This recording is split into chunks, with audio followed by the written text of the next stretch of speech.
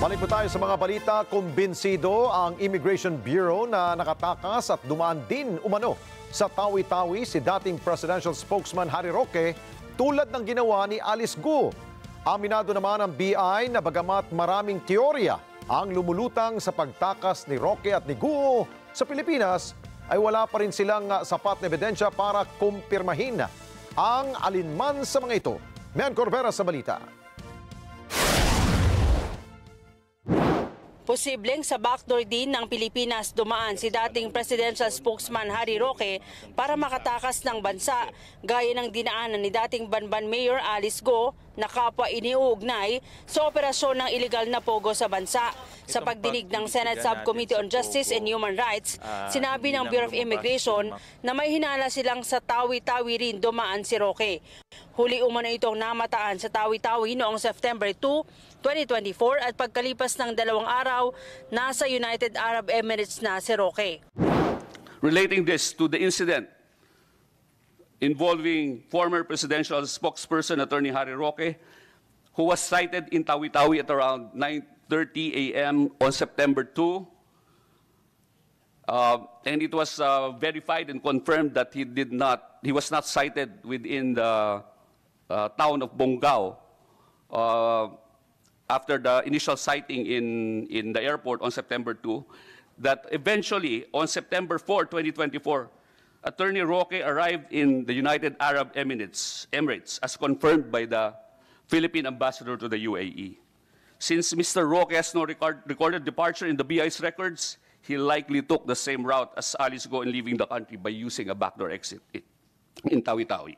Inamin ni Viado na hanggang ngayon wala pa silang matibay na ebidensya kung paano nakapuslit palabas ng bansa sina Guo at Roque.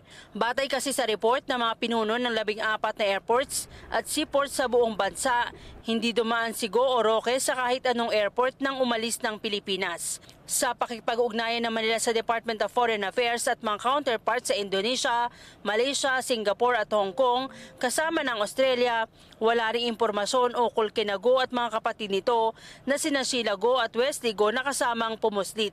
Wala ring makuhang ebidensya na may binayaran si Guo na immigration officer para makatakas ng Pilipinas.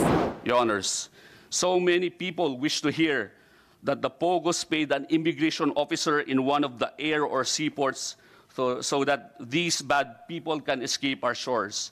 But there is simply no proof or evidence to that effect. We have been begging any witnesses from any official airport or seaport to come forward for 4 months now to give proof on anything related particularly to Alice Guo and her siblings. This is the case despite all the thousands of surveillance, CCTV cameras, smartphones, all passengers hold while in airports. Ang theory ng Bureau of Immigration na sa tawi-tawi dumaan si Guo tumutugma naman sa isa sa mga senaryos na nabuo ng NICA kung paano nga ba nakatakas sa bansa si Guo. Isa pang teorya ng NICA ay sa Palawan dumaan si Guo para makalabas ng Pilipinas. Mula sa isa sa mga port areas doon, nagbiyahe siya papuntang Sabah kung saan nagtungo sa Kota Kinabalu. Naniniwala rin ang NICA na posibleng tinulungan talaga si Alice Guo ng malalakas sa sindikato na nagbayad rin para makatakas siya ng bansa. The escape of Guo could have been facilitated by a widely dispersed syndicate operating both domestically and abroad. These operations possibly involved a combination of bribery, corruption, forged documents, and covert networks. Additionally, the syndicates behind the escape of Guo and her associates deliberately utilized misinformation and disinformation operations to throw off government authorities. Ang mga senador na dismaya naman dahil nalulusutan at nakakatakas ang mga itinuturing na sangkot sa transnational crime. Depensa ng immigration, hindi nila kayang bantayan ang lahat ng entry at exit points dahil bukod sa kulang sila sa tao, wala silang kontrol sa mga private airport at mga private ports sa buong bansa. Mian Corbera para sa Mata ng Agila, matatag, matapang, matapat.